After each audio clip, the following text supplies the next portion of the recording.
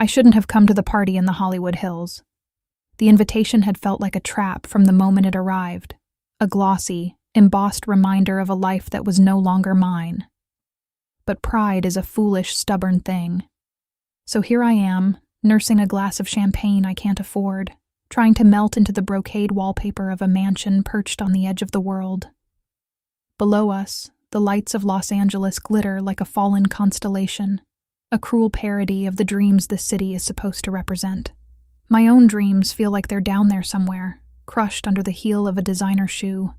The air is thick with the scent of money, expensive perfume, and the kind of casual cruelty that only the truly privileged can master.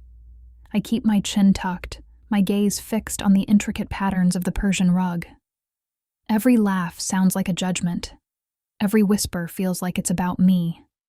Sienna Parker, the disgraced art curator, the woman who flew too close to the sun and had her wings melted not by ambition, but by love. Or what I'd thought was love.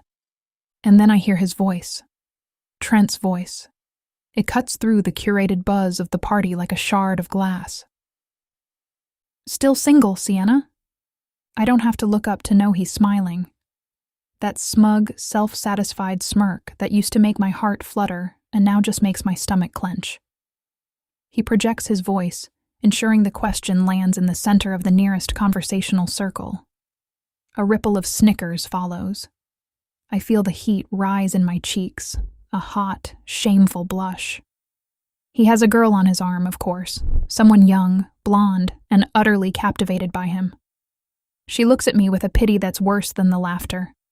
I force myself to look at him, to meet his gaze across the sea of beautiful, empty faces. His smirk widens. He got exactly what he wanted. My humiliation, served up on a silver platter for his amusement. This is why he invited me. Not as an olive branch, but as a trophy. Look at my pathetic ex. Look how much better I'm doing without her. He didn't just break my heart, he shattered my career, using his influence to blacklist me from every reputable gallery in the city. And now he's grinding the pieces into dust under his polished Italian loafer. I wish the marble floor would crack open and swallow me whole.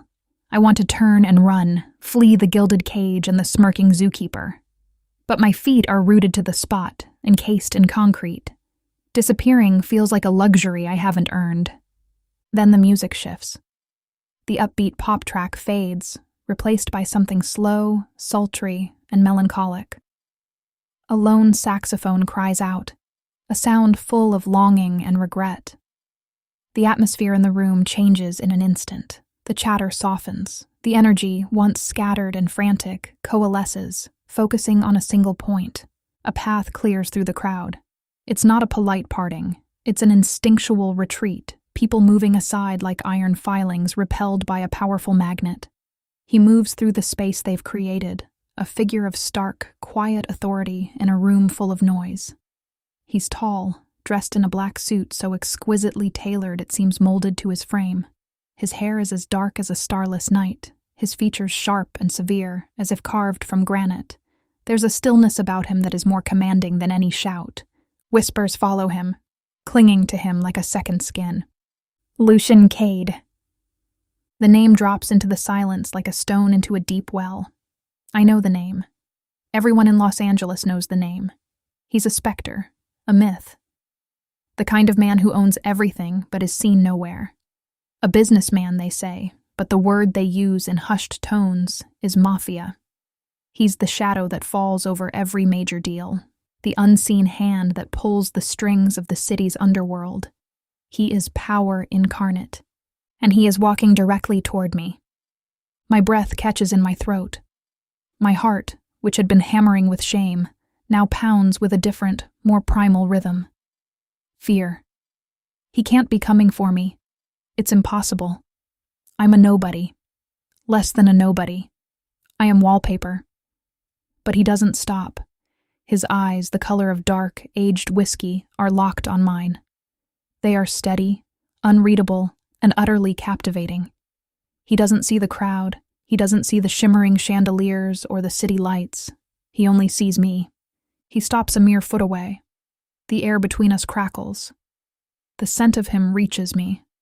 Clean, sharp, like ozone after a storm, with an undercurrent of expensive cologne and something else, something wild and dangerous. The room has gone completely silent. Even Trent, for once, is speechless. Lucian Kade extends a hand.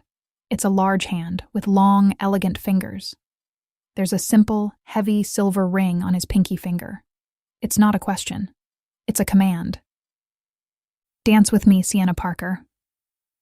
He knows my name. The thought sends a dizzying shockwave through me. How does the most powerful, most reclusive man in Los Angeles know my name? The silence stretches, taut and fragile. Every eye in the room is on us, on me. But this time, the attention isn't laced with pity. It's laced with shock, with envy, with raw, unadulterated fear. My hand seems to move of its own accord, lifting to meet his. The moment his skin touches mine, a jolt, hot and electric, shoots up my arm. His grip is firm, possessive. He doesn't wait for an answer. He simply draws me forward, away from the wall that had been my sanctuary, and onto the impromptu dance floor in the center of the room. He pulls me close. One hand settles on the small of my back, his palm a brand of heat against the thin silk of my dress. Our bodies are separated by a breath of air. I have to tilt my head back to look at him. Up close, he's even more intimidating. A faint scar cuts through his left eyebrow, a tiny flaw in his otherwise perfect, severe face. His jaw is tight, his expression unyielding. As he begins to move, leading me in a slow, hypnotic rhythm, I realize the truth of the moment. Lucian Kade hadn't just interrupted my public shaming. He'd hijacked it. He'd stepped into the middle of my pathetic little drama and rewritten the script entirely. He hadn't just chosen me for a dance. In front of everyone who mattered in this town, in front of the man who had tried to destroy me, he had chosen me. And I have no idea if I've just been saved or thrown to a much more dangerous wolf. His hand on my back is a solid, unmoving weight. It's not gentle. It's definitive. It says, "You are with me now." My own hand rests tentatively on his shoulder, the fabric of his suit smooth and cool beneath my trembling fingers. I can feel the solid muscle beneath. He moves with an unnerving grace for a man so large, guiding me through the slow, languid steps of the dance as if we've done this 1,000 times. I can't bring myself to look away from his eyes. They hold me captive. I feel like he's peeling back the layers of my carefully constructed composure, seeing right through to the panicked, broken woman underneath. But there's no judgment in his gaze. There's nothing at all, and that's somehow more terrifying. It's a void of pure, controlled power. Why? The word escapes my lips as a hoarse whisper. It's the only question my scrambled brain can form. Why me? His expression doesn't change. A muscle in his jaw clenches, the only sign he's heard me. "Your ex is a fool," he says, his voice a low rumble that vibrates through his chest and into mine. "He discarded a masterpiece and doesn't have the sense to realize what he lost." My breath hitches. A masterpiece? He speaks about me like I'm one of the paintings I used to curate, a thing of value to be assessed and acquired. The compliment, if that's what it is so backhanded, so objectifying, that it should be insulting. But coming from him, in this moment, it feels like a shield. I glance over his shoulder. Trent is staring, his face a mask of disbelief and fury. The blonde girl is clinging to his arm, looking confused. The smugness has been wiped clean from his face, replaced by a mixture of shock and something that looks suspiciously like fear. Lucian Kade has that effect on people. The sight of Trent's spoiled evening sends a tiny, wicked thrill through me. "You don't know me," I say, my voice a little stronger this time. "I need to understand. This doesn't make sense. Men like him don't rescue damsels in distress unless the damsel has something they want." "I know enough," he replies, his gaze unwavering. "I know you are Sienna Parker. I know you have an eye for beauty that others miss. I know you were the most promising curator in this city before Trent Sterling decided to burn your career to the ground out of spite." The blood drains from my face. He knows everything. The casual way he says it, the cold, hard facts laid bare between us on this dance floor, sends a chill down my spine that has nothing to do with the air conditioning. This isn't a random act of chivalry. This is calculated. This is a move in a game I don't even know I'm playing. How? I make it my business to know things. He cuts me off, his tone leaving no room for argument. Tonight, you will be my business. You will stay by my side. You will smile. You will let everyone in this room believe you are with me. In return, your ex will not be the only one who learns his lesson. It's not a request. It's a contract, offered and accepted in the space of a single heartbeat. He's offering me a reprieve, a night of borrowed power, a chance to hold my head high. The price is my autonomy, surrendering myself to his control for the next few hours. A few hours ago, I would have recoiled, but the sting of Trent's laughter is still fresh. The memory of all those ignored calls and professional doors slammed in my face is still raw. What do I have left to lose? I give a small, almost imperceptible nod. All right. A flicker of something, satisfaction, perhaps, crosses his features before the mask of indifference slides back into place. The song ends, but he doesn't release me. His hand remains firmly on my back. The next song begins, something equally slow. We continue to dance, a silent island in the middle of a churning sea of speculation. He leans in closer, his lips brushing against my ear. The contact sends a shiver through my entire body. Your ex is watching. Smile, Sienna. Look at me like I am the only man in the world. His words are a command, but his breath is warm against my skin, intimate and unsettling. I do as he says. I force a smile, tipping my head back and meeting his gaze. I try to pour every ounce of my acting ability into it, to conjure an expression of adoration. But as I look into those whiskey-dark eyes, I find I don't have to act very hard. There is something about him, a gravitational pull so intense it's disorienting. Being the focus of his undivided attention is like standing in the heart of a storm, terrifying, but undeniably, breathtakingly alive. For the rest of the night, I am an extension of him.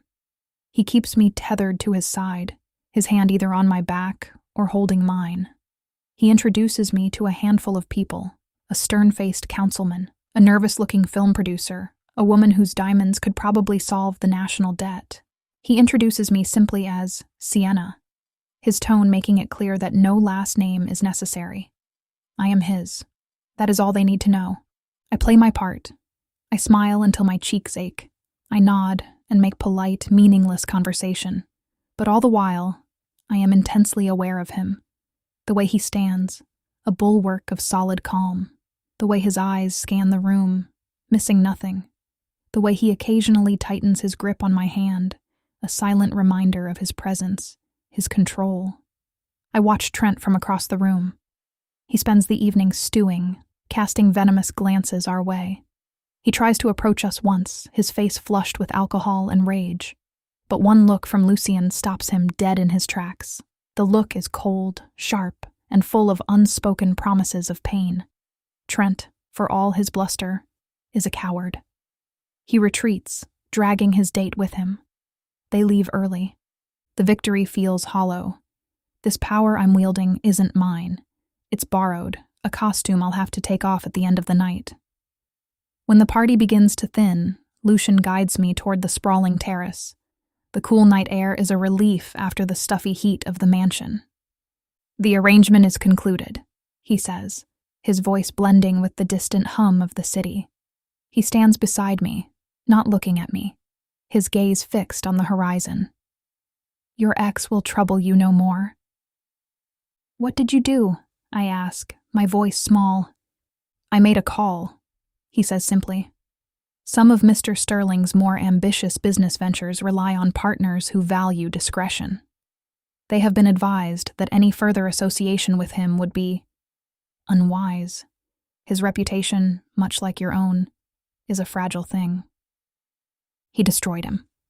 Not with violence, but with a few quiet words. He had dismantled Trent's life with the same casual efficiency that Trent had dismantled mine. The symmetry is both terrifying and deeply, shamefully satisfying. "Thank you," I say, and I mean it. He finally turns to look at me, his face cast in the soft glow of the city lights. Gratitude is a currency I have little use for. He steps closer, and my heart begins to pound again. "I did not do it for you, Sienna. I did it because I don't like seeing things of value treated carelessly. Once again, I am a thing, an object, a piece of art he has decided is worth preserving."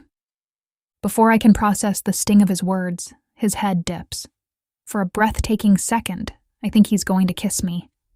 My lips part in anticipation, but he stops, his face just inches from mine. His eyes drop to my mouth, then back to my eyes. "You are in danger," he says, his voice a low, serious murmur. The party, the dance, the game, it all evaporates. This is real. "What are you talking about?" I ask, confused. "Trent." "This has nothing to do with Trent," he interrupts. "By singling you out tonight, I have painted a target on your back. My enemies are not as straightforward as your ex. They will see you as a vulnerability, a weakness to be exploited." My blood runs cold. The borrowed power, the fleeting sense of safety, it was all an illusion. I haven't been shielded. I've been exposed.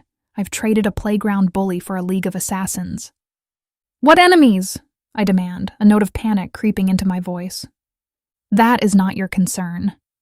He reaches out and tucks a stray strand of hair behind my ear, his fingers brushing against my skin. The touch is surprisingly gentle. "My concern is your safety. You cannot go back to your apartment tonight." "I have to. Where else would I go?" "You will come with me," he states, as if it's the most obvious thing in the world. "You will stay with me until I have dealt with the situation. It is the only way to ensure you are protected." My mind reels. Stay with him? With Lucian Kade? In his world of shadows and violence? It's insane. I should run. I should scream. I should do anything but what he's suggesting. But then I remember the cold finality in his voice when he spoke of my enemies. I remember the absolute authority that radiates from him, and deep down, a terrified part of me knows he's right. I am a pawn in a game I don't understand, and he is the only person who knows the rules. "I don't have a choice, do I?" I ask, the words tasting like ash. "No," he says, his voice devoid of any apology. "You do not." He takes my hand again, his grip as inescapable as fate, and leads me away from the party, away from the glittering lights, and into the darkness that is his world. The ride from the Hollywood Hills is silent and swift. We don't take the flashy sports car I'd half expected. Instead, a black, nondescript sedan with tinted windows so dark they look like polished obsidian pulls up to the valet. A man in a simple dark suit gets out of the driver's seat. He has a placid face and watchful eyes. He nods once at Lucian, opens the back door for me, and then for him, all without a word. The efficiency is unnerving. I slide onto the cool leather seat. The interior of the car is Spartan, but luxurious. It smells of leather and Lucian's clean, sharp scent. The door closes with a heavy, final-sounding thud, sealing us inside. The city lights streak past the window, a blur of neon and white. It feels like I'm being spirited away, leaving my old life behind in a smear of color. I sit as far from him as the seat will allow, my body rigid with tension. He doesn't seem to notice, or if he does, he doesn't care. He stares out his own window, his profile a stark silhouette against the passing city. The silence stretches, thick with unspoken questions. I want to demand answers, to know what kind of danger I'm in, who these enemies are. But my throat is tight with fear. The power dynamic between us is a chasm. I am a feather in a hurricane, and he is the storm itself. We drive downtown to one of the newest, most aggressively modern skyscrapers piercing the Los Angeles sky. The building is all sharp angles of glass and steel, a monument to wealth and power. The sedan bypasses the main entrance, descending into a private underground garage. The gate groans shut behind us, another note of finality. We are in his territory now. We ride a private elevator that opens directly into his apartment. The doors slide open, and I gasp. The word apartment is an insult to this place. It's a cavernous, 2-story penthouse that seems to float in the sky. One entire wall is a sheet of glass, 2 stories high, offering a panoramic, godlike view of the entire city. The lights twinkle below us, a carpet of jewels laid at our feet. The space itself is minimalist to the point of being monastic. The floors are polished concrete, the walls are stark white, and the furniture is sparse, modern, and relentlessly gray. There are no paintings on the walls, no photographs on the tables, no clutter of any kind. It's less like a home and more like a museum exhibit on the concept of solitude. It's beautiful and impressive and achingly lonely. It's the perfect reflection of the man who owns it. "You will stay here," Lucian says, his voice echoing slightly in the vast space. He walks toward the massive window, his hands clasped behind his back, looking down at his kingdom. "For how long?" I ask, my voice barely a whisper. I feel small and out of place, my simple silk dress and borrowed confidence completely inadequate for this environment. "For as long as it takes." He doesn't turn around. "Elena will show you to your room. She will get you anything you need." As if summoned by his words, a woman appears from a hallway I hadn't noticed. She's older, with kind eyes crinkled at the corners and silver hair pulled back in a neat bun. She wears a simple black dress and an expression of serene competence. "Miss Parker," she says, her voice warm with a faint accent I can't place. "This way, please." I look from her to Lucian's imposing back. He hasn't moved. He hasn't dismissed me, but the conversation is clearly over. I am a package that has been delivered. I follow Elena, feeling like a ghost in this sterile palace. She leads me down a long, white hallway. Our footsteps are the only sound. The room she shows me to is larger than my entire apartment. It has its own floor-to-ceiling window with a view of the eastern part of the city. The bed is enormous, covered in a crisp white duvet. Like the main room, it's beautiful, luxurious, and utterly impersonal. A walk-in closet is already stocked with clothes in my size, simple, elegant pieces in muted colors. Dresses, trousers, silk blouses, cashmere sweaters. There are also toiletries in the adjoining bathroom, expensive brands I've only ever seen in magazines. "Mr. Kade anticipated you might be staying," Elena says, seeing the look on my face. Anticipated? Or planned? The thought sends another shiver of unease through me. The dance, the rescue, the threat. Was it all a premeditated plot to get me here? Was I not a damsel in distress, but a piece being moved on a chessboard? "He is a man who likes to be prepared," Elena adds, her expression unreadable. She shows me how to work the lights and the shades. "If you need anything at all, you can use the intercom. My quarters are just down the hall. Rest now. It has been a long night." She gives me a small, sympathetic smile and leaves, closing the door softly behind her. I am alone. I walk over to the window and look out at the city. My city. From up here, it looks peaceful, orderly. A far cry from the mess my life has become. I press my forehead against the cool glass. I'm a prisoner in a gilded cage. A very, very beautiful cage, but a cage nonetheless. I strip off the silk dress, the symbol of my humiliating night, and let it fall to the floor. I take a long, hot shower in the massive marble bathroom, trying to wash away the feel of the party, the sting of Trent's words, the confusing electric touch of Lucian Kade. Wrapped in a ridiculously soft robe, I climb into the enormous bed. The sheets are cool and smooth against my skin. I should be terrified. I should be plotting my escape. But exhaustion, deep and bone-weary, pulls me under. My last thought before I drift off is of Lucian's eyes, the color of whiskey and secrets, and the terrifying, exhilarating feeling of being chosen by the most dangerous man in Los Angeles. I wake to the unfamiliar sensation of soft gray light filtering into the room. For a moment, I'm disoriented, the plush mattress and cool, silent air a stark contrast to my own noisy, cramped apartment. Then the memory of the previous night crashes down on me. The party, Trent, Lucian. I sit up, my heart starting to beat a little faster. I'm still here. It wasn't a dream. I slide out of bed and walk to the window. The sun is just beginning to rise, painting the eastern sky in shades of pale pink and orange. The city is still mostly asleep, a sprawling landscape of concrete and glass waiting for the day to begin. It's beautiful, but the view feels sterile, disconnected. I'm observing life, not living it. I find a simple set of gray sweatpants and a soft white t-shirt in the closet. They fit perfectly, of course. The unnerving precision of Lucian's preparations continues to bother me. I feel less like a guest and more like a doll being placed in a dollhouse. After dressing, I tentatively open my bedroom door and peer out. The long, white hallway is silent. There's no sign of Lucian or Elena. Driven by a need for caffeine and a desire to feel some semblance of normalcy, I venture out in search of the kitchen. I find it off the main living area. It's a chef's dream, a vast expanse of stainless steel and dark marble.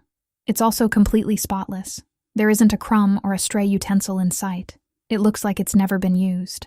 I manage to find a high-tech coffee machine and after a few confused minutes, figure out how to make it work.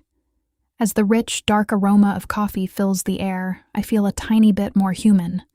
I lean against the cold marble island, sipping the hot liquid, and survey my prison. The silence is the most unsettling part.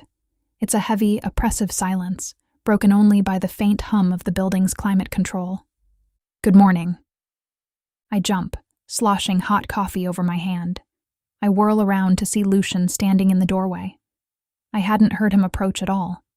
He moves with a predatory stillness that is deeply unnerving. He's already dressed for the day, not in a suit, but in dark trousers and a simple black Henley that stretches across his broad chest. He looks less like a Mafia boss and more like an off-duty soldier. It's a look that's somehow more intimidating than the suit. You startled me, I say, my voice breathy. I set the mug down, my hand trembling slightly. He walks into the kitchen, his eyes scanning me from head to toe. It's not a lecherous look. It's assessing, cataloging. The clothes suit you, he says, as if commenting on a recent acquisition. He moves to the coffee machine and pours himself a mug with an easy familiarity. Where did they come from? I ask, gesturing to my borrowed outfit. All of it. The clothes, the toiletries. It's a little disconcerting. My assistant is very thorough, he says, taking a sip of his coffee. He leans against the counter opposite me, his arms crossed over his chest. The pose is casual, but his posture is rigid with control. She was given your measurements and a directive to provide what was necessary. My measurements? How did she get my measurements? Sienna, he says, and the way he says my name is both a gentle caress and a firm warning. You will find your stay here much more pleasant if you stop asking questions you already know the answer to. I am a man who deals in information. It is what I do. He's right. I do know the answer. He had me investigated, long before last night. The thought is violating. He knew everything about me, my career, my ex, my dress size. I was a file on his desk before I was a woman on his arm. So this whole thing, I say, my anger starting to bubble past my fear. Last night, you planned it. You saw me as, what? A damsel to be rescued? A project? He considers this for a moment, his expression unreadable. I saw an opportunity, he says finally, and I don't like to see assets wasted. Your talent was being wasted. Asset. There it is again, that cold, detached language. I'm not a person to him. I'm a resource, a thing of value. The anger turns into a bitter knot in my stomach. I'm not one of your companies, Lucian. I'm a person. Are you? He asks, his voice dangerously soft. He sets his mug down and takes a step toward me. Because last night, you were a victim. You were letting a lesser man dictate your value. I simply offered you a different valuation. He's so close now I can feel the heat radiating from his body. I have to crane my neck to look up at him. His proximity is overwhelming, crowding out my anger with a more primal, instinctual fear. And something else. Something I'm ashamed to admit. Excitement. And what is my valuation to you? I whisper. His eyes drop to my lips. Priceless, he murmurs. And in my world, priceless things must be protected at all costs. The air crackles with unspoken tension. The space between us is a live wire. I know I should step back, put some distance between us, reestablish some kind of boundary, but I can't move. His gaze holds me pinned. The spell is broken by the soft chime of the elevator. Lucian straightens up, the intensity in his eyes instantly masked. He turns as the elevator doors slide open and two men in dark suits step out. They are large and impassive, their eyes constantly moving. "Sir," one of them says, his voice flat. "We're ready." Lucian nods. He turns back to me, his expression once again cool and distant. The moment of intimacy, if that's what it was, is gone. "I have business to attend to. Elena will see to your meals. Do not leave the apartment." He pauses, his eyes locking with mine. "I am not asking, Sienna. I am telling you, for your own safety, do not leave." And with that, he turns and walks toward the elevator, flanked by his two guards. The doors slide shut, and he is gone. The silence he leaves in his wake is heavier than before. I spend the rest of the day in a state of suspended animation. I am a ghost, haunting a palace in the sky. I wander through the cavernous rooms, my bare feet silent on the polished concrete. I try to read one of the books from the built-in shelf in the living room, all hardcovers, classics, and philosophy, their spines unbroken. But I can't focus. The words swim on the page. Elena brings me lunch on a tray. A simple salad, perfectly dressed, with grilled chicken. It's delicious, but I barely taste it. She is polite but distant, answering my questions with courteous non-answers. I learn nothing about her or about Lucian. She is a part of the seamless, impenetrable fortress he has built around himself. The uneasiness of my situation begins to curdle into a kind of restless boredom. I am trapped, safe, perhaps, but caged. I need to do something, anything, to feel like I have some agency over my own life. My eyes land on the blank white walls. They are screaming for art. In a study off the main hall, a room as sterile as the rest, with a large desk and an intimidatingly empty inbox, I find what I'm looking for: high-quality sketching paper and a set of charcoal pencils. It feels like a small act of rebellion.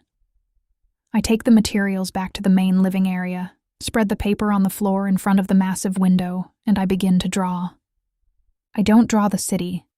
I draw from memory. I draw the gnarled trunk of an old oak tree that stood in my childhood backyard. I draw the way the light used to fall across the dusty floor of my first studio. I draw the face of a kind old woman I once saw on a bus.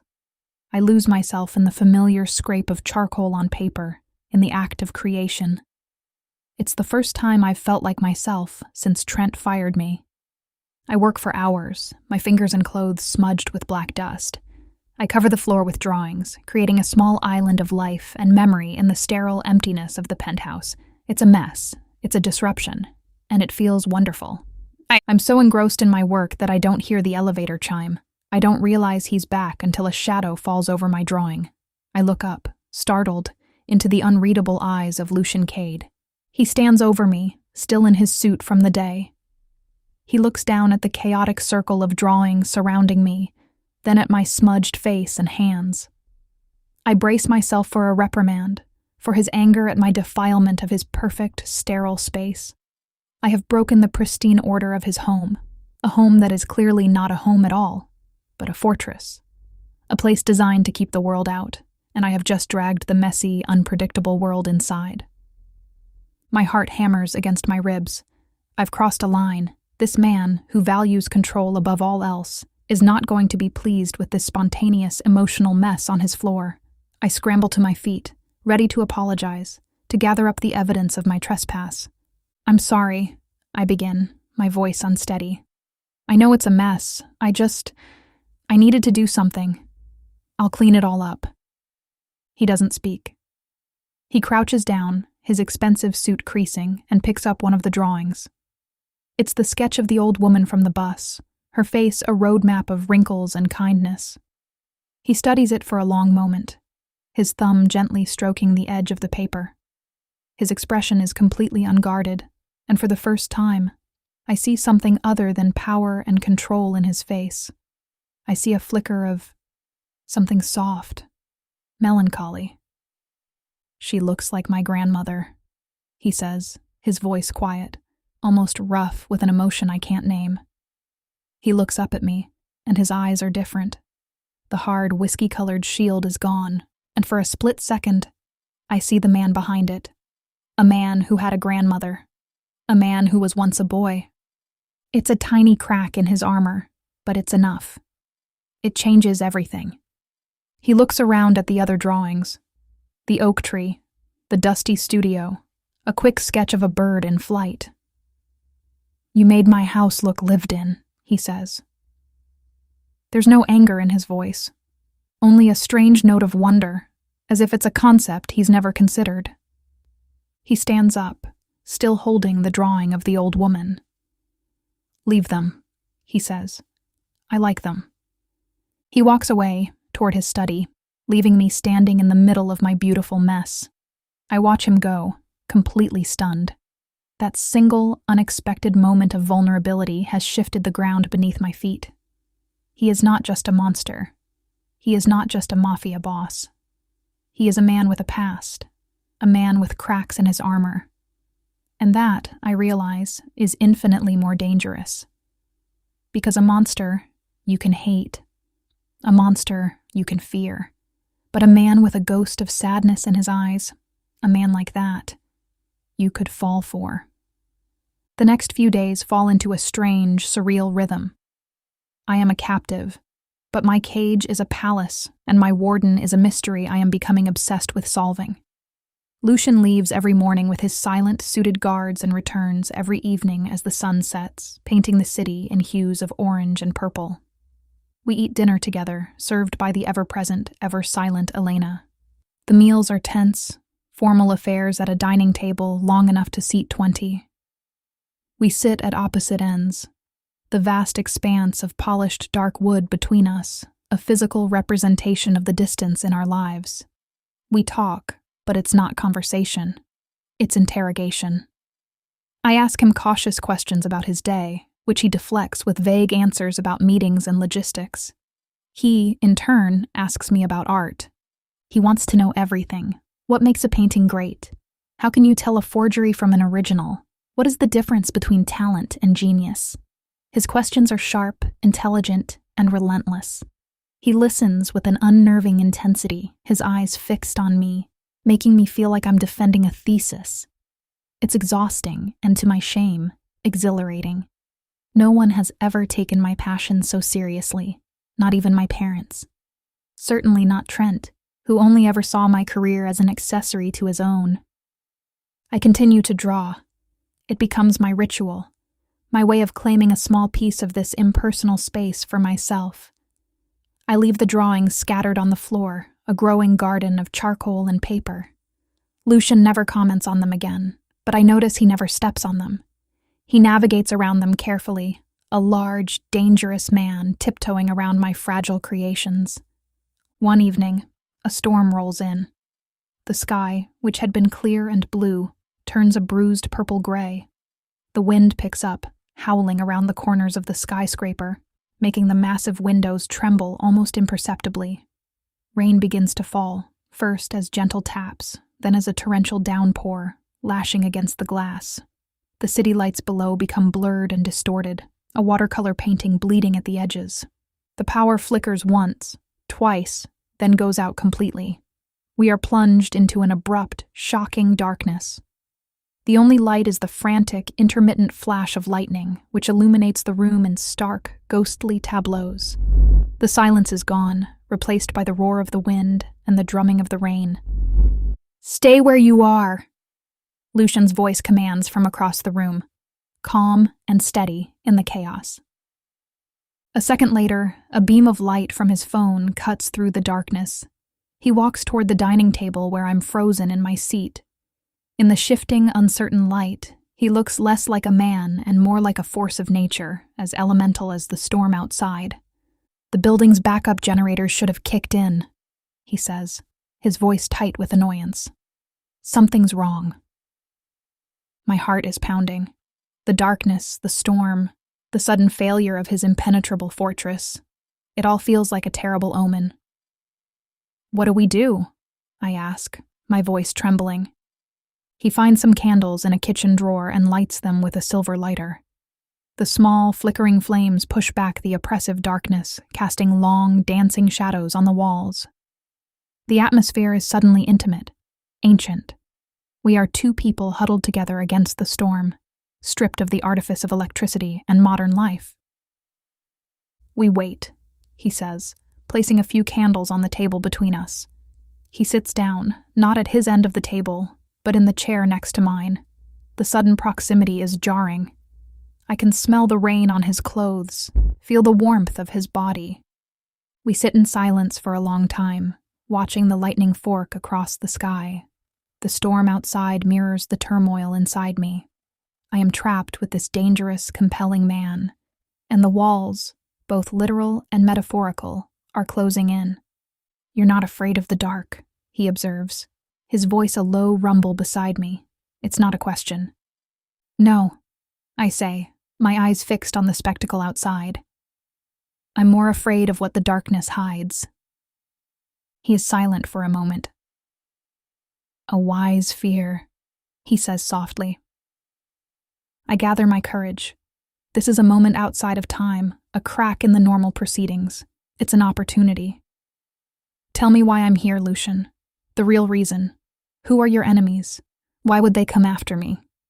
He sighs, a heavy, weary sound. He runs a hand through his dark hair.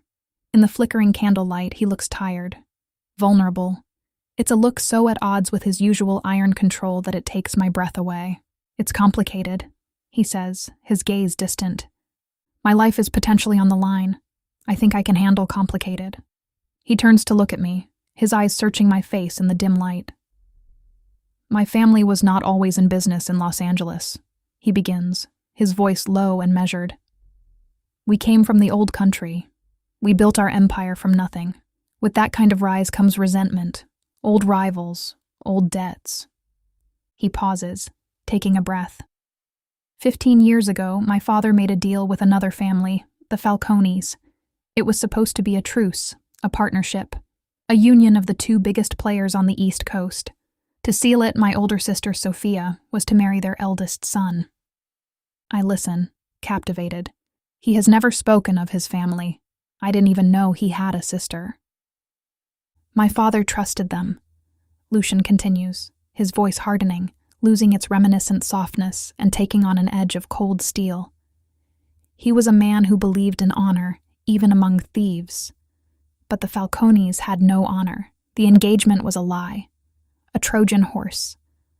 On the night of the engagement party, they let their men into our home. They came for my father. The candlelight flickers across his face, illuminating the stark planes of his jaw, the grim set of his mouth. The scar through his eyebrow seems more prominent. I was 18. I was there. I tried to fight, but there were too many. His voice is flat, devoid of emotion, but his hand on the table has clenched into a fist, his knuckles white. They killed him, in his own study, but they didn't stop there. They went after my sister, Sophia. His voice breaks for a fraction of a second, a barely perceptible crack in his control. She fought back. They didn't like that. They made an example of her. He doesn't say what they did. He doesn't have to. The cold, brutal finality in his tone paints a picture more horrific than any words could. I was the only one who got away, he says, his voice a dead monotone. I survived, and I spent the next decade and a half dismantling the Falcone empire, piece by piece. I ruined their businesses, turned their allies against them, and took everything they had. I buried them. The last of them, Marco Falcone, the son who was supposed to marry my sister, I dealt with him myself a year ago.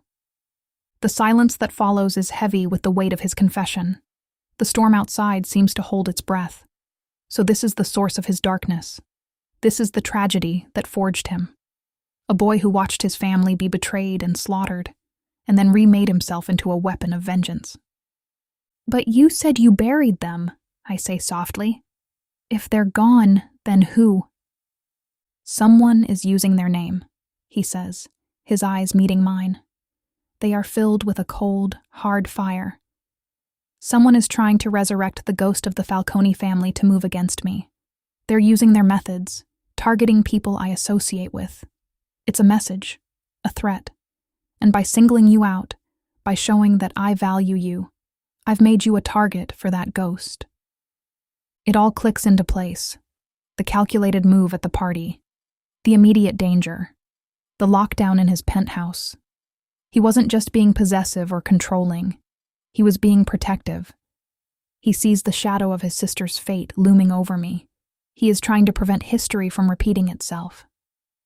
I'm sorry, I whisper, the words feeling utterly inadequate. About your family. He looks away, staring into the flame of the nearest candle. Sorrow is a luxury I gave up a long time ago, he says. Now there is only control and protection. I will not let what happened to my sister happen to you. He says it like a vow, a sacred, unbreakable oath. And in that moment, huddled in the dark with the storm raging outside, my fear of him dissolves, replaced by something far more complex and dangerous. A deep, aching empathy. A powerful magnetic pull toward the wounded man behind the monster's mask. I feel an overwhelming urge to reach out, to touch his hand, to offer some small comfort. I don't. But the space between us is no longer a chasm. It's a bridge. He has shared the source of his pain with me, and in doing so, he has handed me a piece of himself. A piece I know he has never given to anyone else. The lights flicker back on as suddenly as they went out. The harsh white glare of the recessed lighting banishes the shadows, shattering the intimate spell. The backup generators have finally kicked in. The storm outside is already beginning to subside, the rain softening to a steady drum. We both blink, adjusting to the sudden brightness. The moment is over.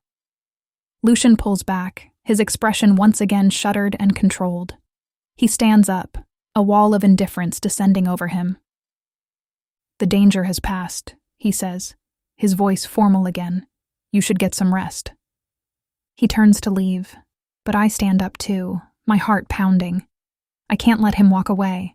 I can't let him retreat back behind his fortress of solitude after what he just shared. Lucian, I say, his name a plea. He stops, his back to me. I walk around to face him, stepping directly into his path. I have to tilt my head way back to look at him. His face is a mask of stone, but I saw what was behind it. I know it's there.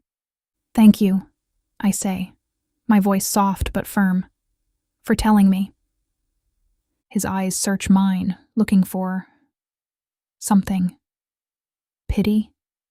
Fear? He finds neither.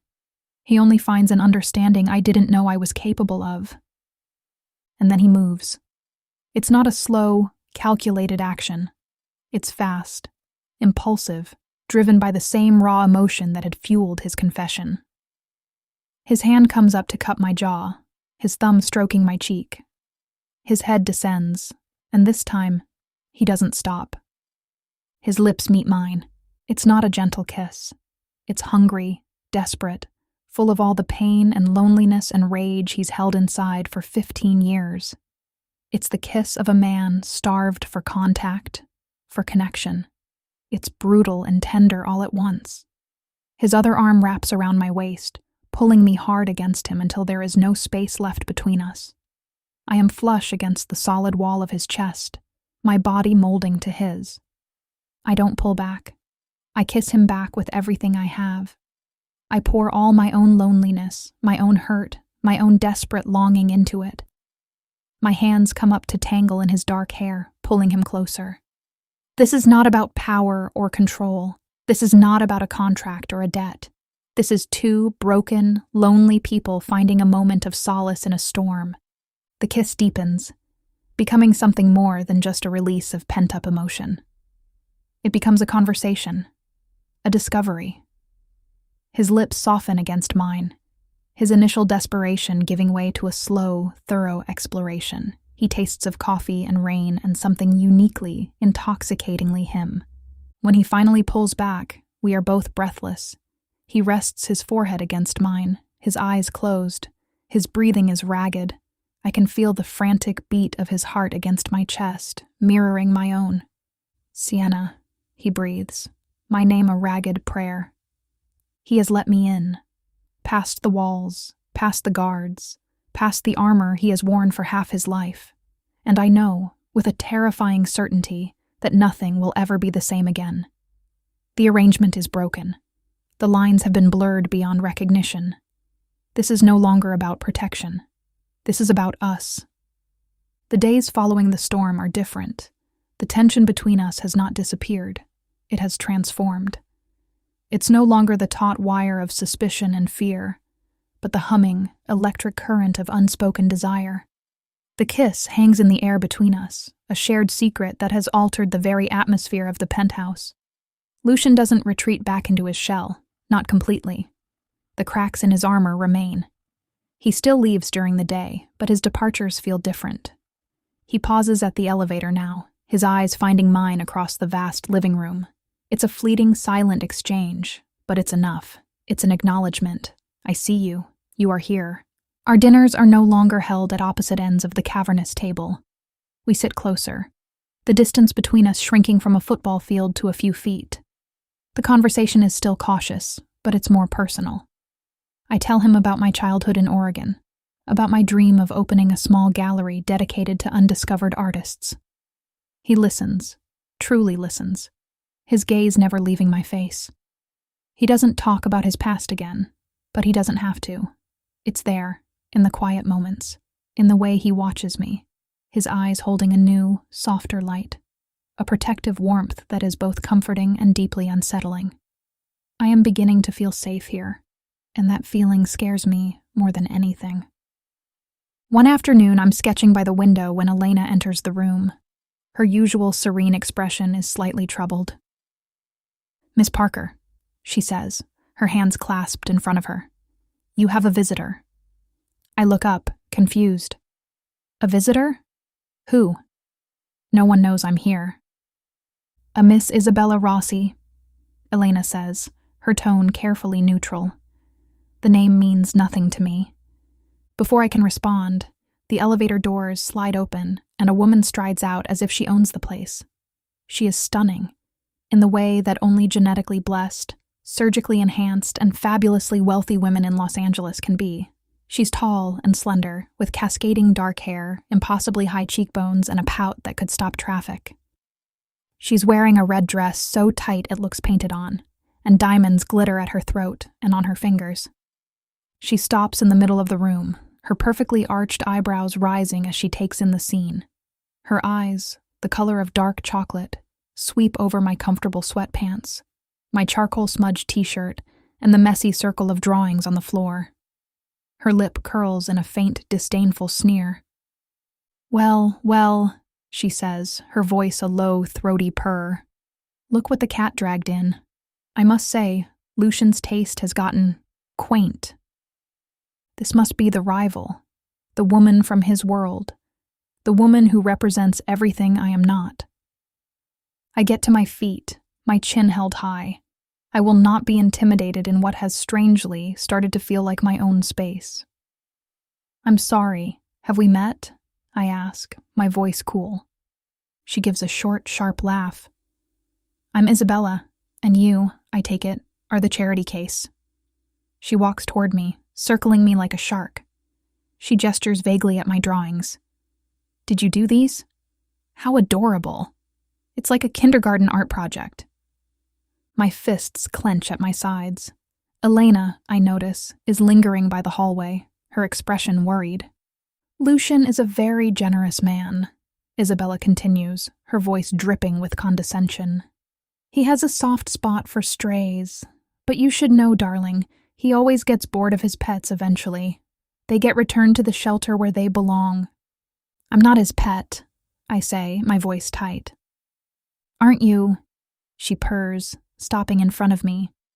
She's taller than me in her heels. She smells of a heavy, cloying perfume. You're living in his house, wearing his clothes, eating his food. What would you call it? I would call it none of your business. A low voice cuts in from the elevator. We both turn.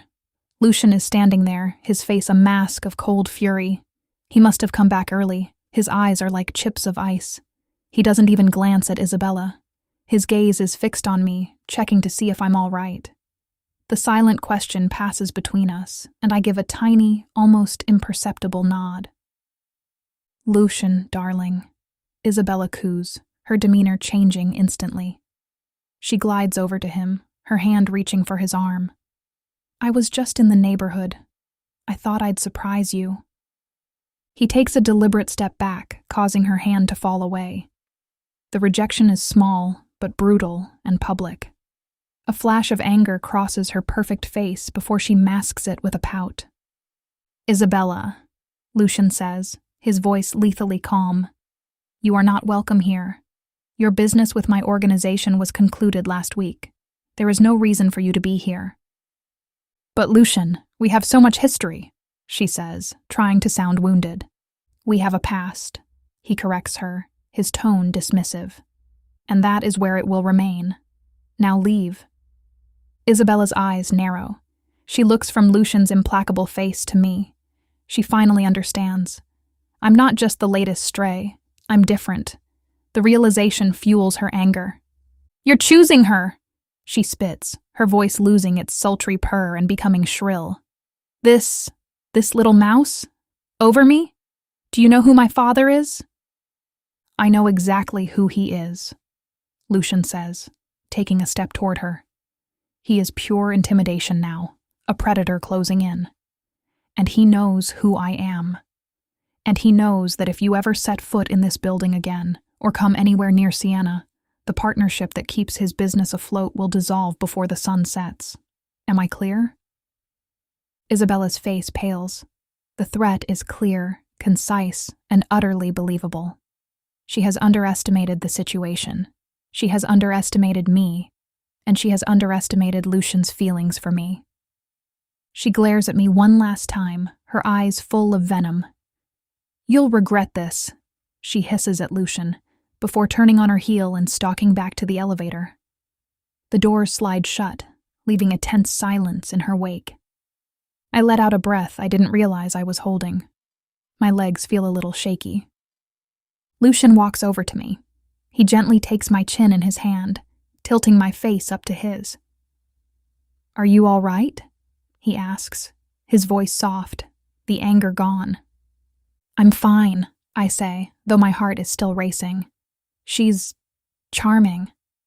A ghost of a smile touches his lips. She is a means to an end, or she was. She is no longer a concern. He looks down at my drawings, then back at me. Do not listen to her. You are not a pet. You are not a charity case. You are here, with me. The simple declaration hangs in the air. You are here with me. It's a statement of fact, but it feels like a promise. He is choosing me. Not just in front of a rival, but in front of himself. He is acknowledging the shift between us. The initial arrangement, the pretense of protection, feels like a distant memory. This is real. The danger is real. The house is real.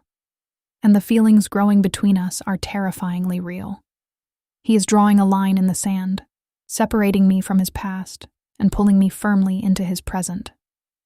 That night, he kisses me again. It's not like the first time. There is no storm, no desperation. It's slow, deliberate, and full of a deep, burgeoning tenderness that makes my bones ache. He walks me to my bedroom door, and instead of saying goodnight, he simply leans in and captures my lips with his. It's a kiss that speaks of a future, of a new beginning. When he pulls away, he rests his hand on the door frame next to my head, trapping me in his space. I am not a good man, Sienna, he says, his voice a low, rough whisper. I'm not looking for a good man, I reply, my voice equally soft, I'm just looking for an honest one." His eyes search mine, and I see the conflict there. The man he is, and the man he wants to be for me. "Then I will be honest," he says. "I want you to be safe, but I also just want you." The raw honesty of his confession steals my breath away. He is laying his cards on the table, admitting that his motives are no longer pure. Protection has become tangled with possession. Duty has become enmeshed with desire. "What if I want that too?" I whisper, the admission costing me every last scrap of my pride. A slow, genuine smile spreads across his face, transforming his severe features into something breathtakingly handsome. It's the first real smile I've ever seen from him. "Then we have a problem," he says, but his eyes are shining. He leans in and kisses me one last time, a short, sweet promise, before turning and walking down the hall to his own room, leaving me with a heart full of hope and terror in equal measure. The dynamics have shifted completely. I'm no longer his prisoner. I am his partner. And in his world, that might be an even more dangerous position to be in. The following week is a strange domestic fantasy, played out 30 stories in the sky. The invisible wall between his life and mine continues to crumble. He starts coming home earlier.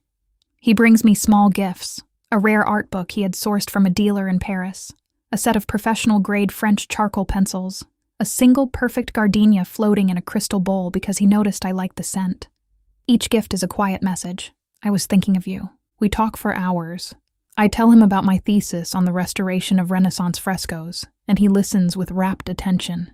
He, in turn, tells me stories about his business, carefully editing out the violence but revealing the complex strategies, the psychological games, the delicate balance of power he maintains. I learn that he is brilliant, not just ruthless. His mind is a beautiful, intricate, and dangerous machine. One night, he finds me in his study. I've taken to using the large, empty desk for my sketching. He doesn't enter, just leans against the doorframe, watching me work. "I have something for you," he says. He leads me down a hallway I've never been down before, to a door that is always locked. He produces a key and opens it. He flips a switch, and the room is flooded with soft, warm light. It's an art studio. It's not just a room, it's a perfect professional studio. A huge easel stands in the center of the room. A long table is covered with every kind of paint, pencil, and paper imaginable. One wall is lined with blank canvases of all sizes, and the fourth wall is a floor-to-ceiling window with a breathtaking, unobstructed northern view, providing the perfect, consistent light for an artist. I walk into the room, my hand over my mouth. I run my fingers over the smooth wood of the easel, the rough texture of a fresh canvas. It's the most thoughtful, most perfect gift I have ever received. He didn't just buy me things, he built me a space. He saw my passion and gave it a home. "Lucian." I turn to him, my eyes filling with tears. "It's perfect." "I had the room renovated last week," he says, a hint of pride in his voice. "I was told the northern light is best." I throw my arms around his neck, burying my face in his chest. "Thank you," I sob, overwhelmed. He holds me, his arms wrapping around me securely. He rests his chin on the top of my head. "I told you," he murmurs into my hair. "I don't like to see assets wasted." I laugh through my tears, a wet, hiccuping sound. "I'm still an asset?" "You are my most valuable asset," he says, his voice serious. "Which makes you my greatest liability." The words are a stark reminder of the danger that still lurks outside these walls. But in his arms, in this perfect room he built for me, I feel completely safe. The illusion, of course, cannot last. A few nights later, I'm working late in my new studio, completely lost in a large charcoal drawing of the Los Angeles skyline. Lucian is in his study, on a conference call. The apartment is quiet except for the scratch of my pencil and the distant murmur of his voice. I need to sharpen my pencil. The sharpener is on his desk. I hesitate. He values his privacy, his control. His study is his inner sanctum, but it's just a pencil sharpener. I slip out of the studio and pad down the hallway. The door to his study is slightly ajar. I can hear him speaking in low, clipped tones. "The shipment is secure," he's saying. "Marco, I want you to personally oversee the distribution. No mistakes this time." Marco. I've heard the name before. He's Lucian's second-in-command, the man he seems to trust implicitly. I push the door open just enough to slip inside without making a sound. The study is dark, lit only by the glow of his computer screen. He has his back to me, a headset on. I tiptoe over to the desk, my eyes searching for the sharpener. As I reach for it, my gaze falls on his phone, which is lying face up on the desk. A notification has just lit up the screen. It's a text message, and the name of the sender makes my blood run cold. Isabella Rossi. I know I shouldn't. It's a complete violation of his trust, of everything we've built. But I can't stop myself. My hand trembles as I pick up the phone. My heart is a frantic drum against my ribs. The message is short. He's bringing her to the gallery opening on Friday, the old warehouse district. It's the perfect time. The security will be focused on the main event. My mind races. A gallery opening? Lucian had mentioned it. A new contemporary art space he'd invested in. He had asked me to go with him. I had been thrilled. It was to be our first real public outing as a couple. A declaration. But this message, it's a setup. Isabella is conspiring with someone. But who is the recipient? I scroll up, my hands shaking so badly I can barely control my fingers. I look at the previous messages in the thread. My stomach plummets. The messages are all from Isabella, all feeding information. But the replies are confirming details, giving instructions, and they are signed with a single initial. Sir Marco, Lucian's most trusted man, his second-in-command, the man he just put in charge of a critical shipment. He's the traitor. He's been working with Isabella, feeding information to Lucian's enemies, the ghosts of the Falcone family. And they are planning to use me to get to Lucian at the gallery opening. I feel sick. The floor seems to tilt beneath my feet. Marco has been in this apartment. He has smiled at me. He has stood beside Lucian, the picture of loyalty.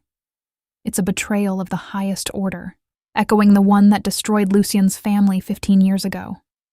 History is repeating itself, and Lucian is walking right into the same trap his father did, blinded by trust in a man who is a snake.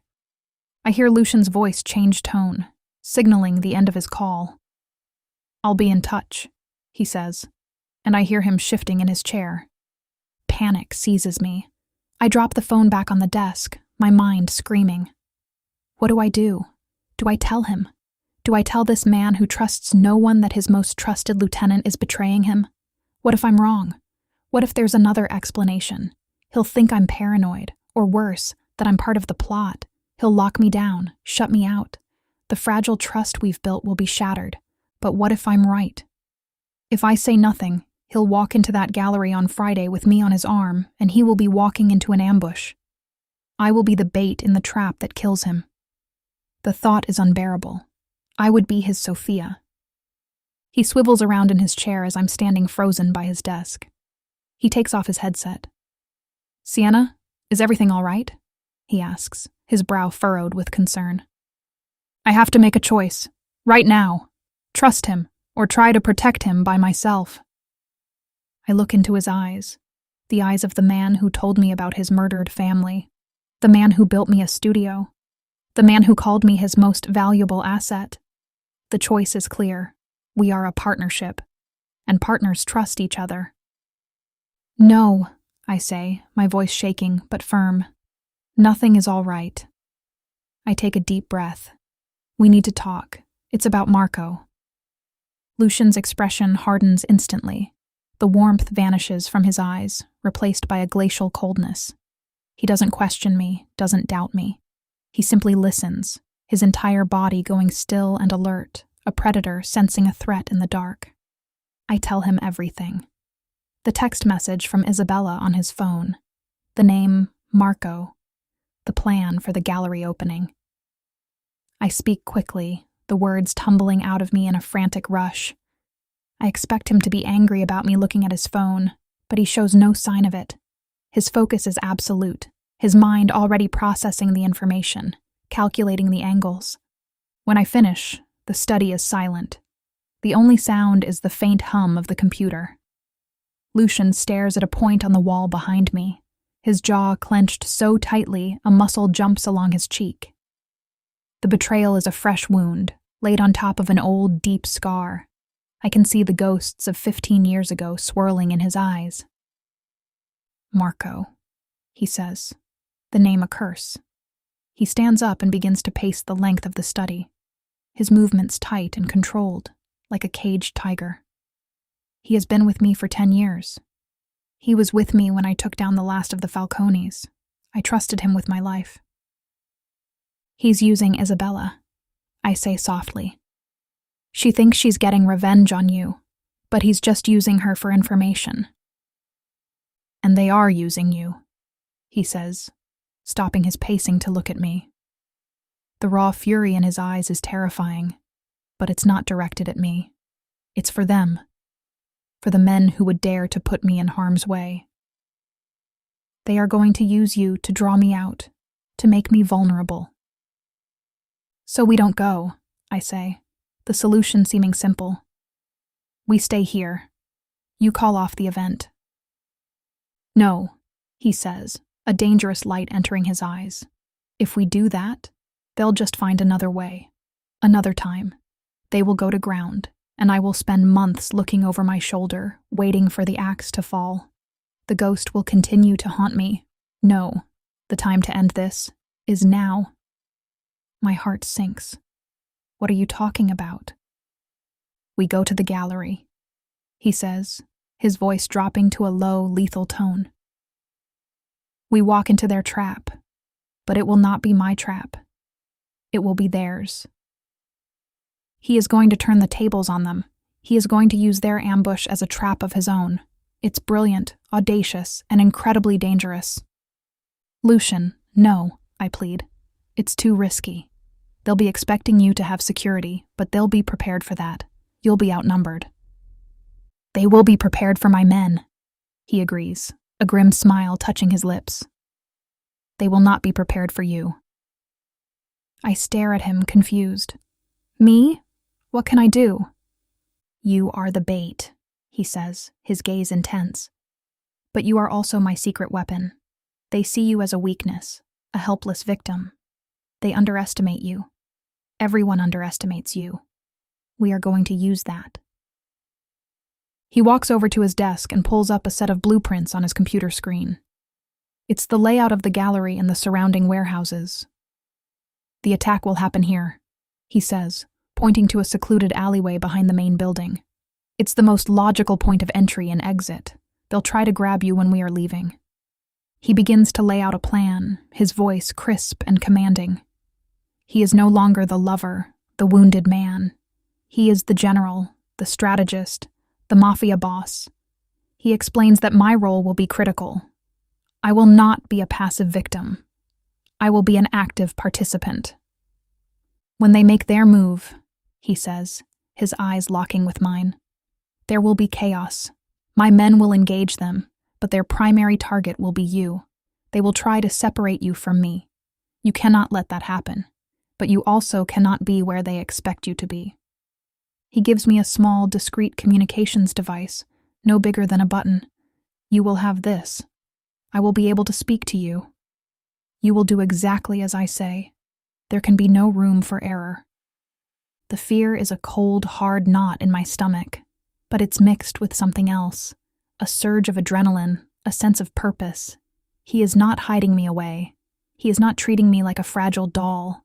He is trusting me. He is making me his partner in the most dangerous game of his life. My arc, from that humiliated woman at the party to this moment, feels complete. I am no longer reactive. I am part of the action. I can do it, I say, my voice steady, surprising even myself. He reaches out and cups my face, his expression softening for a moment. I know you can, he says. Sienna, I would not ask this of you if there was any other way. but this is the only way to end it. To be free. To be free. The words hang in the air between us. Free from the ghosts of his past. Free from the threats of his present. Free to have a future. What about Marco? I ask. Marco will come to the gallery with us, Lucian says, his eyes turning to ice again. He will walk beside me, believing his plan is succeeding. He will not know the truth until it is too late. I will deal with him myself. The night of the gallery opening arrives. The air in the penthouse is thick with a silent, humming tension. I stand in front of the mirror in my bedroom, dressed in a simple, elegant black dress Lucian had chosen. It's beautiful, but it feels like battle armor. My hair is styled, my makeup is perfect. To the outside world, I am the beautiful companion of a powerful man, on my way to a glamorous party. Only I know the truth. I am a soldier on my way to war. Lucian enters the room, and my breath catches. He is magnificent in a dark gray suit, his presence more commanding than ever. He holds a velvet box in his hand. A final touch, he says. He opens the box. Inside, nestled on a bed of black satin, is a diamond necklace. It's not a garish, flashy piece. It's exquisite, a delicate cascade of light. He comes behind me and fastens it around my neck. His fingers are warm against my cool skin. The diamonds are cold. I look at our reflection in the mirror. We look like a king and queen, a power couple. It's a perfect illusion. It's beautiful, I whisper. It has a listening device and a tracker, he says, his voice a low murmur in my ear. They will hear every word. They will know where you are every second. He places his hands on my shoulders, his eyes meeting mine in the mirror. Stay with me. No matter what happens, do not let them separate you from me until I give the signal. Do you understand? I understand, I say, my voice firm. We ride the elevator down in silence. Marco is waiting for us in the lobby, dressed in a sharp suit, a confident smile on his face. He looks at me, his eyes lingering on the necklace. You look stunning, Sienna, he says, his voice smooth as silk. Lucian, you are a lucky man. I am, Lucian says, his voice devoid of all emotion. He claps Marco on the shoulder. I'm glad you're with us tonight, my friend. I'm counting on you. The lie is so perfect, so chilling, it makes my skin crawl. Marco beams, puffed up with his own perceived success. He has no idea he is a dead man walking. The gallery is packed. It's a crush of artists, critics, collectors, and the city's elite. Music plays, champagne flows. It's a world away from the cold reality of what is about to happen. We play our parts perfectly. Lucian is the proud patron, me, the adoring partner. Marco stays close, the loyal lieutenant. I can feel the eyes on us. Not just the curious partygoers, but others, watchers. Men who don't belong here, their eyes too hard, their postures too rigid. I can feel the net tightening. After an hour that feels like a lifetime, Lucian takes my hand. It's time to leave, he says, his voice calm. He nods to Marco. Bring the car around to the back alley. It will be quicker. Marco's eyes gleam. It's happening, just as he planned. Of course, Lucian, he says, and he heads off to give the signal to his men. Lucian leads me toward the back exit. His grip on my hand is iron tight. Are you ready? He murmurs, too low for anyone else to hear. Ready, I breathe. We step out into the cool night air of the alley. It's dimly lit, smelling of rain and garbage. The sound of the party fades behind us. The alley is quiet. Too quiet. Then they emerge from the shadows. 6 of them. They move quickly, silently, blocking both ends of the alley. Marco is with them, his smile now a triumphant sneer. Lucian, he says, his voice full of false regret. I'm afraid this is as far as you go. The Falcone family sends their regards. Lucian pushes me slightly behind him, his body a shield. Marco, after all I've done for you, why? You took everything from my family, a new voice snarls. A man steps forward, his face contorted with hate. He's older, with the same dark eyes as the Falcones in the old stories. You thought you destroyed us, but blood is thicker than water. Marco is my cousin. He has been my eyes and ears for 10 years, waiting for the right moment. So the ghost is real. A remnant of the Falcone clan, back for revenge. And the girl, the Falcone man says, his eyes landing on me. She will be our insurance. A lesson, just like your sister. At the mention of Sophia, a terrifying stillness comes over Lucian. The temperature in the alley seems to drop by 10 degrees. Now, Sienna, Lucian's voice comes through the tiny earpiece, calm and clear as a bell, directly in my ear. On my count, 3, 2. Two of the men start to move toward me. 1. Now. As they reach for me, I do exactly as Lucian instructed. I don't scream. I don't fight. I drop to the ground, making myself a smaller target, and roll under a parked delivery truck. The alley explodes into chaos. The moment I am clear, Lucian's men, who had been hidden in the surrounding buildings, descend. Gunshots echo off the brick walls. It's a symphony of controlled violence. Lucian's men are disciplined, efficient. The Falcone thugs are caught completely by surprise. From my hiding spot, I watch the battle unfold. Lucian moves through the fight like a wraith, a blur of deadly motion. He is not just a boss, he is a warrior. He disarms one man with brutal efficiency, then another. His target is clear. He moves relentlessly toward Marco, who is staring in shock, his perfect plan crumbling around him. You underestimated her. Lucian's voice snarls, loud enough for me to hear. He closes the distance to Marco, ignoring the rest of the fight. The remaining Falcone men are being systematically neutralized by Lucian's security team. The confrontation between Lucian and Marco is short and brutal. Marco pulls a knife, but Lucian is too fast. He deflects the blow, twists Marco's arm, and a sickening crack echoes in the alley. Marco screams, dropping the knife. Lucian slams him against the wall, his forearm pressed against the traitor's throat. You brought this into my home, Lucian growls, his voice a low, terrifying rumble. You put her in danger. For that, there is no forgiveness. The fight is over. The Falcone men are subdued or dead. The alley is silent except for Marco's gasping breaths. It's clear, Lucian says into his own comms. Then, his voice in my ear, soft and urgent. Sienna, come out. It's over. I crawl out from under the truck, my body trembling with adrenaline. The scene is like something from a nightmare. But it's real, and we survived. Lucian releases Marco, who slumps to the ground, clutching his broken arm.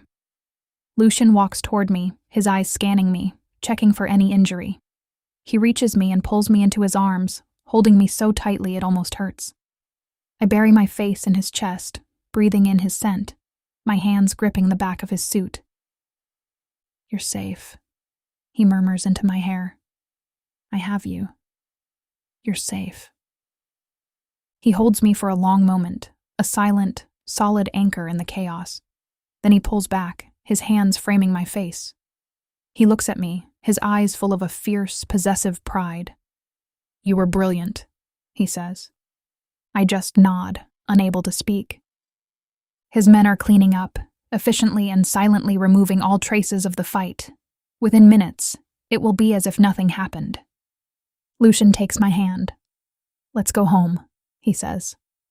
We walk away from the alley, leaving the darkness and the violence behind. We don't look back. The drive back to the penthouse is silent. I sit close to him this time, my hand in his, our fingers intertwined. The adrenaline is fading, leaving behind a profound, bone-deep exhaustion. But underneath it all, there is a sense of peace. The ghost has been exorcised. The threat is gone. We are free. When we get back to the apartment, Elena is waiting, her face etched with worry. She sees we are unharmed, and a visible wave of relief washes over her. She nods once at Lucian and then disappears, leaving us alone. Lucian leads me to the couch in front of the massive window. We sit, still holding hands, and look out at the city lights. The city looks the same, but everything is different. "It's over," I say, the words feeling real for the first time. "Yes," he says, "it's over." He turns to me, his expression serious. "Sienna, the original reason for you being here is gone. You are no longer in danger. You are free to go. I can arrange for a new apartment for you, anywhere you like. I will ensure your career is restored. You can have your old life back." He is offering me an out, an escape. He is giving me the choice he never gave me in the beginning. I can walk away from him, from his world, and go back to being Sienna Parker, art curator. The thought should be a relief, but it feels like a bereavement. I look around the vast, sterile room that has become my home. I think of my studio, waiting for me down the hall. I think of the quiet conversations, the shared secrets in the dark, the feeling of his hand in mine. My old life doesn't exist anymore. I don't want it back. I turn back to him, my heart in my throat. I reach up and gently touch the scar on his eyebrow. "What if I don't want my old life back?" I ask softly. "What if this is my life now?" A flicker of hope, bright and powerful, ignites in his eyes. "This life, it is not an easy one, Sienna. It is dark. It is dangerous." "I'm not afraid of the dark anymore," I say, my voice steady. "Not when you're in it with me." The original contract, the one of protection and convenience, is void. It's time to make a new one. "I don't want to be your asset, Lucian," I say, my gaze unwavering. "And I don't want to be your liability. I want to be your partner. In everything." A slow smile spreads across his face, the same breathtaking smile I saw once before. It reaches his eyes, filling them with a warmth that melts the last of my reservations. "Sienna Parker," he says, his voice thick with emotion. He brings my hand to his lips and kisses my knuckles. "My partner." He doesn't need to say anything else. The new pact is sealed. This is not a relationship of necessity anymore. It's a relationship of choice. My choice. He leans in and kisses me. It's not a kiss of desperation or passion. It's a kiss of homecoming. It's gentle and deep and full of promises. It's the beginning of our future. A future we fought for. A future we chose. I know life with him will never be simple. His world will always have shadows, but as he holds me, with the lights of the city spread out below us like a blanket of fallen stars, I know I am exactly where I belong. I am no longer the woman who was humiliated at a party. I am not a victim or a pawn. I am the woman who chose the most dangerous man in Los Angeles, and he, against all odds, chose me right back. And together, we would face whatever came next. Not as a boss and his asset, but as partners, equals. Finally, and forever, home.